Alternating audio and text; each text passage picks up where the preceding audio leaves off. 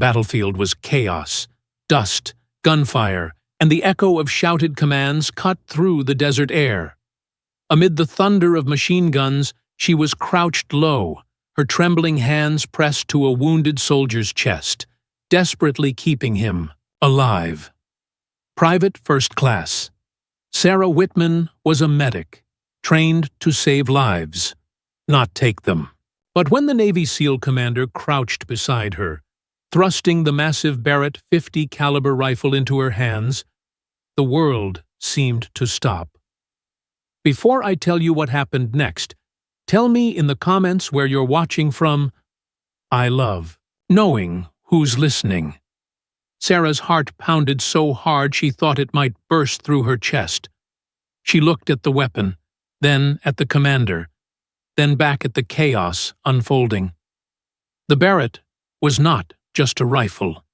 It was a thunderous beast, a weapon that could rip through vehicles and silence enemies from impossible distances. Why was he giving it to her? "You're the only one who can hold this line," he told her, voice steady, eyes burning with urgency. Her hands shook as she wrapped them around the cold steel, the weight nearly pulling her forward. She wasn't supposed to be here. Not like this. Her duty was to heal, not destroy. But the commander's gaze told her this was no mistake.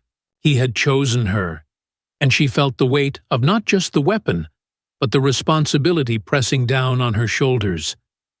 The world narrowed. The cries of the wounded faded. The heat shimmered off the desert floor, the air thick with grit. Frederice, that suspended moment, Sarah realized. If she didn't act, the enemy would overrun them all. She thought she'd never have to face this choice. She was wrong.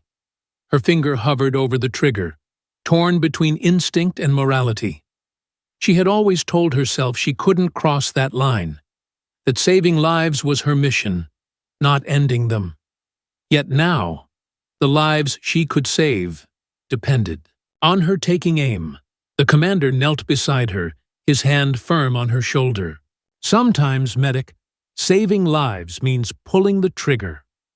His words cut through her hesitation. Sarah steadied the scope, her breath sharp in her lungs. Through the glass, she saw the enemy advancing, shadows moving fast across the ridge. The barrel of the Barrett tracked them like a silent predator. She squeezed. The rifle roared, a crack so powerful it shook her bones. Dust exploded from the ridge, and one enemy soldier collapsed.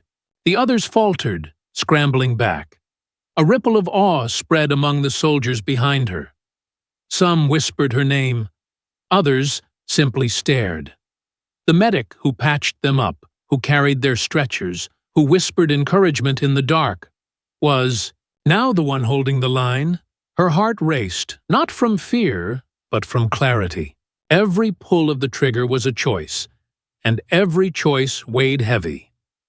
But as the enemies broke and scattered, Sarah felt something she had never expected.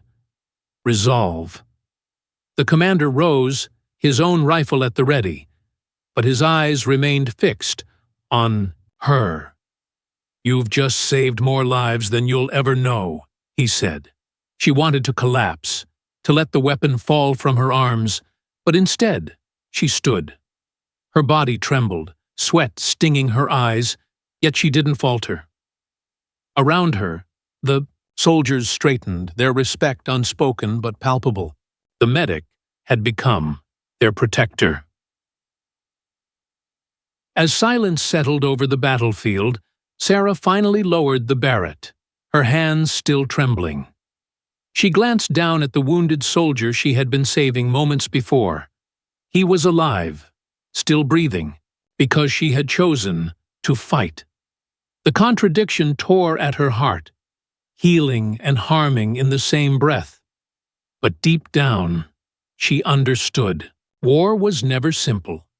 Sometimes the act of saving required sacrifice, and sometimes that sacrifice was one's innocence. Because kindness doesn't vanish, it waits, and it finds its way back. And in that fleeting silence, with the dust settling and the flag above the camp catching in the wind, Sarah knew this truth. She had not abandoned who she was. She had expanded it. A medic, a healer, and when the moment demanded, something more. If this story moved you, make sure to subscribe and share it with someone who needs to hear it. And tell me in the comments, would you have taken the shot if you were in her place?